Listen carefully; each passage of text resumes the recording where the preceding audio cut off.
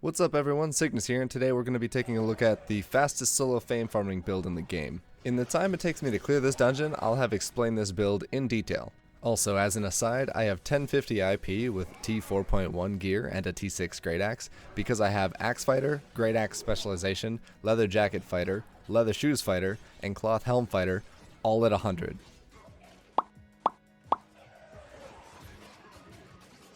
So the gear that you'll be using is a Scholar Helm for the energy shield, which helps mitigate damage and gives you back energy every time you take damage. A Stalker Jacket for the insane AoE DPS that this thing brings to the table for when your whirlwind is on cooldown. Assassin Shoes, because refreshing sprint.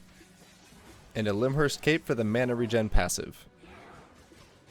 I like using fish or cabbage soup for the health regens and energy potions for, well, energy. If you're not having energy issues and would rather burn through the bosses faster, I could see bringing poisons as another viable option. And last but not least, a T6 Greataxe. Now if you haven't unlocked Raging Blades yet, you don't have to spend the money on a T6 axe. Even using Adrenaline Rush while you're leveling this build up is still very effective. This build is pretty much as easy as placing bleeds on the enemy occasionally with your Q, using Raging Blades, and immediately using your whirlwind.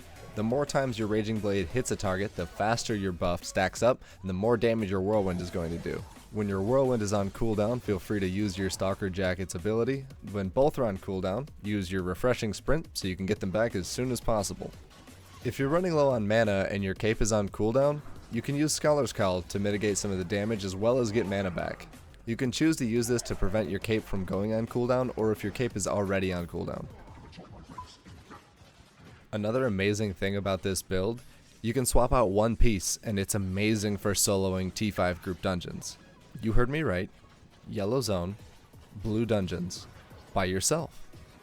So let's take a quick peek at my solo T5 group dungeon build, shall we? The only real difference between these builds is the Hellion Jacket. I use a Thetford Cape for more cleave damage, Beef Stew for a nice 13.5% damage buff, and healing potions in case I get low and my jacket is on cooldown.